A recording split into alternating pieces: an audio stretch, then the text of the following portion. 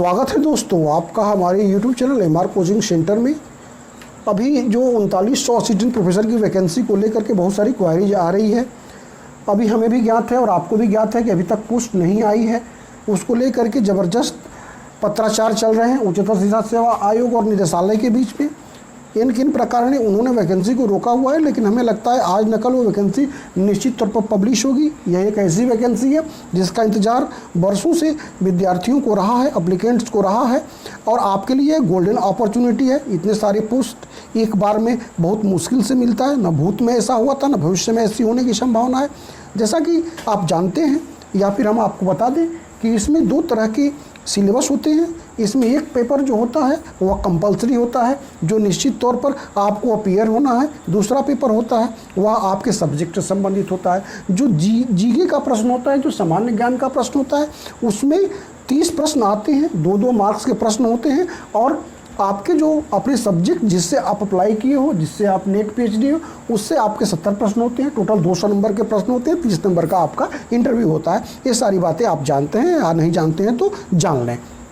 जो आपका उच्चतर शिक्षा सेवा आयोग अभी तक जो परीक्षा संपन्न कराया है 46 और 47 में, उसमें जो सिलेबस रहा है जीके का और जो आपके सब्जेक्ट का, तो जीके का जो सब का जो सिलेबस है वो कंपलसरी है, सभी के लिए आवश्यक है। और यह एक बहुत ही मेन रोल प्ले करता है, यह बहुत ही लीड रोल प्ले करता है। इसमें जो अच्छा करता है, क्योंकि आप अपने सब्जेक्ट में तो अच्छे हो, क्योंकि आप उसमें डॉक्टरेट हो, आपने उसमें नेट क्वालिफाई किया है, आपने उसमें मास्टर डिग्री ली है, तो स्वाभाविक है कि आप उसमें अच्छे होंगे। लेकिन अगर आपका जीके का पार्ट थोड़ा भी गड़बड़ होता है तो आपके लिए सिलेक्शन सुनिश्चित होना मुश्किल हो जाता है। तो आप इस पार्ट पर निश्चित तौर पर ध्यान दें। मैंने कहा था कि हम इस बार अपने चैनल के माध्यम से कंपलसरी पेपर को निश्चित तौर पर सॉल्व कराएंगे। यह सभी के लिए है। हाँ, मेरी फोकस जो है जियोग्राफी सब्जेक्ट पर रहेगी, और भी सब्जेक्ट की अगर डिमांड होती है तो उस पर हम काम करने के लिए सोचेंगे। तो अभी हम जियोग्राफी पर कार्य कर रहे हैं और साथ ही साथ हम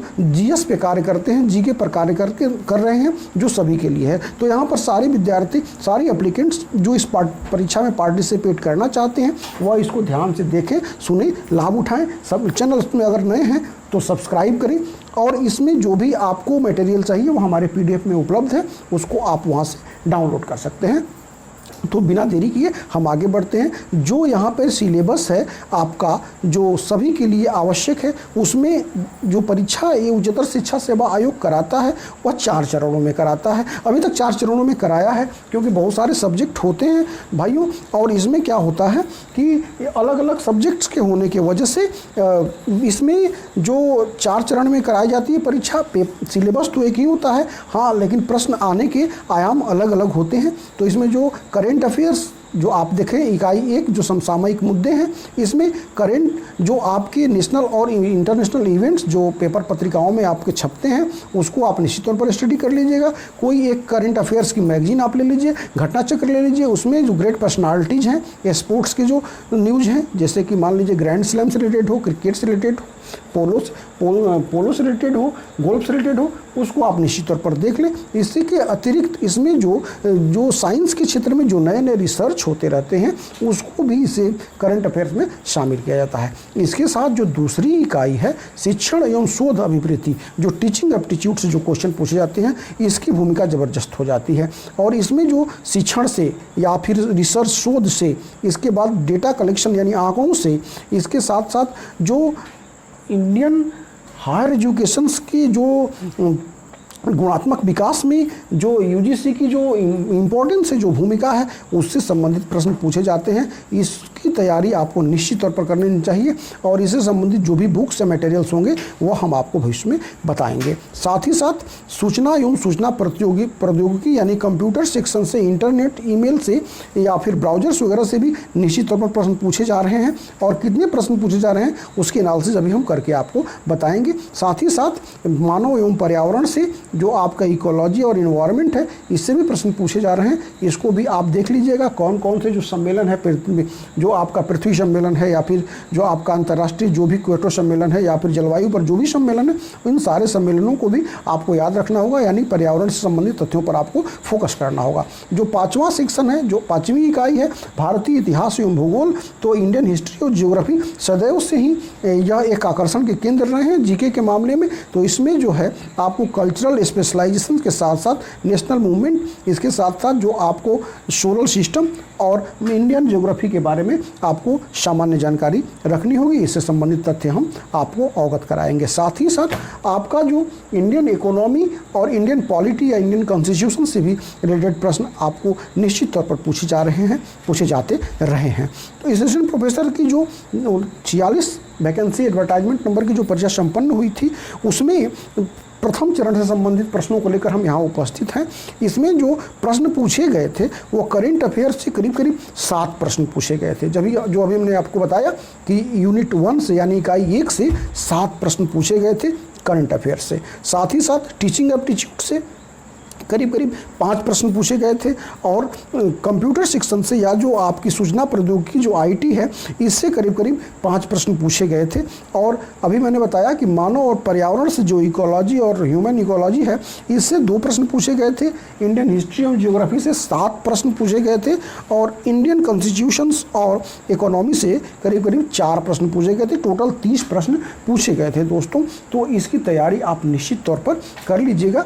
अभी जो प्रश्न पत्र यहाँ रहा है, प्रथम चरण का प्रश्न पत्र जो रहा है, उसमें जो 30 प्रश्न आए थे उसको हम आज अभी आपको सॉल्व करा दे रहे हैं और उसकी आइडिया दे दे रहे हैं। यह प्रश्न पत्र जो है यह 7 दिसंबर 2014 को यह परीक्षा संपन्न हुई थी 46 एडवर्टाइजमेंट नंबर की, और यह फर्स्ट फेज की परीक्षा थी, पहला पेपर था। इसके साथ 3 पेपर और हुए थे जो डिफरेंट टाइम में हुए थे, उसको हम नेक्स्ट वीडियो में आपको देने का प्रयास करेंगे। पहला प्रश्न है इसका कि मैंने बताया था कि यूजीसी सेक्शन से टीचिंग एप्टीट्यूड में जो सेक्शन है उससे प्रश्न पूछे जाते हैं। तो आप देख लीजिए यहाँ पर कह रहा है किस वर्ष विश्वविद्यालय अनुदान आयोग को संवैधानिक दर्जा प्रदान किया गया। यह एक बड़ा ही सुंदर सा प्रश्न है, निश्चित तौर पर कई बार आ चुका है। इसका जो सही जवाब है वह है 1956 ईस्वी में विश्वविद्यालय अनुदान आयोग को संवैधानिक दर्जा प्रदान किया गया था। इसके वर्तमान में जो अध्यक्ष है उसको भी आप याद कर लीजिएगा। तो यह जो है पहला का आपका जो सही आंसर है वह है 1956, यानी कि ए सही जवाब है। दूसरा प्रश्न कर रहा है कि भारत का पहला शैक्षिक संस्थान जिसके पास सुपर कंप्यूटर है। अब देखिए यहाँ पर पहला शैक्षिक संस्थान जिसके पास सुपर कंप्यूटर है वह IIT कानपुर है, इसके ऑप्शन के अनुसार, यानी कि आपका सी जो है सही जवाब है। इसको आप निश्चित तौर पर देख लेंगे। तीसरा सवाल प्रश्न है आपका कि नया सॉफ्टवेयर संदेश पाठक विकसित किया गया है। तो ये देखिए सारे करंट अफेयर्स और कंप्यूटर से रिलेटेड प्रश्न है। हो सकता है इसका ट्रेंड बदल जाए, लेकिन आपको इससे संबंधित चीज़ों को याद रखना होगा। जो प्रश्न का पैटर्न है उसका सही जवाब है वो क्या है, तो संदेश पाठक जो है यह किसानों के लिए सॉफ्टवेयर डेवलप किया गया था, इसको आप ध्यान में रखेंगे। चौथा प्रश्न है निम्नलिखित कंप्यूटर भाषाओं में कौन सी भाषा आर्टिफिशियल इंटेलिजेंस कृत्रिम बुद्धि हेतु प्रयुक्त की जाती है। इसका सही जवाब है प्रोलोग। कंप्यूटर भाषाओं में प्रोलोग भाषा आर्टिफिशियल इंटेलिजेंस के लिए प्रयुक्त की जाती है। आगे बढ़ते हैं।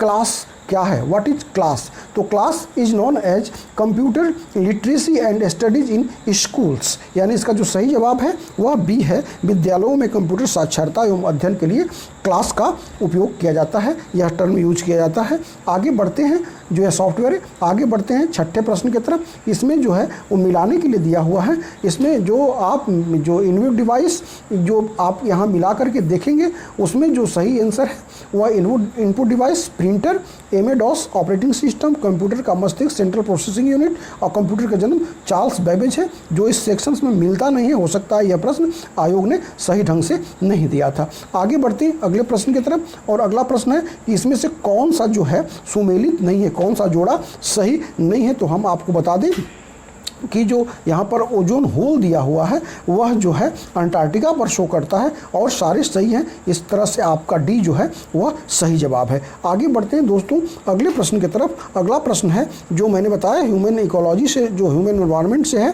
तो जैव पारिस्थितिकी सबसे समृद्ध है, तो जैव पारिस्थितिकी सबसे समृद्ध कहाँ पे है। इस प्रश्न का आंसर आप देखें। जो जैव पारिस्थितिकी सबसे ज़्यादा समृद्ध होगी वह होगी इक्वेटोरियल जोन में, यानी कि जो है उष्णकटिबंधीय क्षेत्रों में जहाँ पर वर्षा बहुत ज़्यादा होती है, जो 0 डिग्री से 10 डिग्री ऊपर और 0 डिग्री से 10 डिग्री नीचे, क्योंकि वर्षा बहुत ज़्यादा होती है, घने जंगल हैं, इसकी वजह से वहाँ पर जो है बायोडाइवर्सिटी सबसे ज़्यादा पाई जाती है, जो कि जिसका विस्तार अमेजन, कांगो और इंडोनेशियाई आइलैंड्स में है। आगे बढ़ते हैं। यह उस समय के हिसाब से जो प्रश्न है, संयुक्त राष्ट्र संघ ने 2005-2014 के दशक को क्या घोषित किया हुआ है? तो यहाँ पर बता दें कि सतत यानी सस्टेनेबल डेवलपमेंट के हेतु जो है एजुकेशनल डिकेड्स के रूप में घोषित किया हुआ था, यानी यह आपका यह एस जो है सही जवाब है।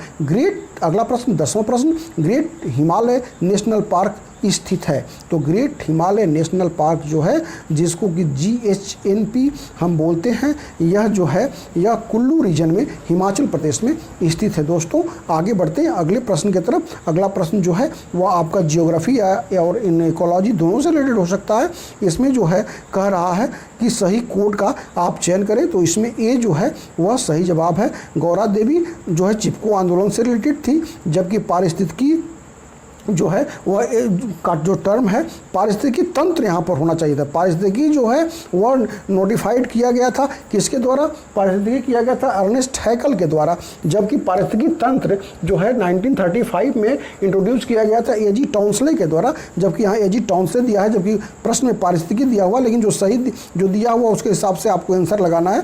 तो पारिस्थितिकी A.G. टाउन्सले दिया, जबकि पारिस्थितिकी तंत्र होना चाहिए था। बहरहाल इस जो मिलान के हिसाब से आपका सही होगा आंसर। तीसरा कह रहा है ग्लेशियोलॉजी जो है आपका, उसका सही जवाब है ग्लेशियर। और पृथ्वी दिवस जो है 22 अप्रैल को मनाया जाता है। बहुत सारे दिवस मनाए जाते हैं, जैसे एनवायरमेंटल डे जो 5 जून को मनाया जाता है। इन सबको आप याद कर लीजिएगा, इस तरह के प्रश्न आते रहे हैं। अगला प्रश्न जो है अंग्रेजों द्वारा, यह इतिहास से रिलेटेड प्रश्न है कि या फिर नेशनल मूवमेंट से रिलेटेड प्रश्न भी आप कर सकते हैं। अंग्रेजों द्वारा दिल्ली को राजधानी बनाया गया था। तो आपको बता दें कि अंग्रेजों द्वारा दिल्ली को राजधानी बनाया गया था 1911 में, जब दिल्ली जो है 11-12 में कहते हैं, जब दिल्ली से कलकत्ता से राजधानी जो है हस्तांतरित हुई थी। और यहाँ पर उस समय जो है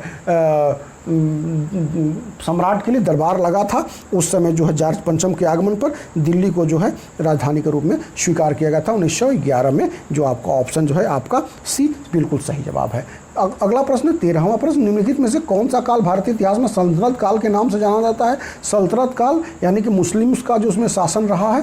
तो आपको बता दें कि यह जो कुतुबुद्दीन ऐबक ने जब गुलाम वंश की स्थापना करी थी 1206 में, उसके बाद जो है लोधी डायनेस्टी तक जो फर्स्ट बैटल ऑफ पानीपत हुआ था, जिसमें बाबर ने इब्राहिम लोधी को हराया था। उसके बाद लोधी डायनेस्टी समाप्त हो गई थी और मुगल वंश की स्थापना हुई थी। तो आप कह सकते हैं कि जो है आपका 1206 से लेकर के 1526 तक।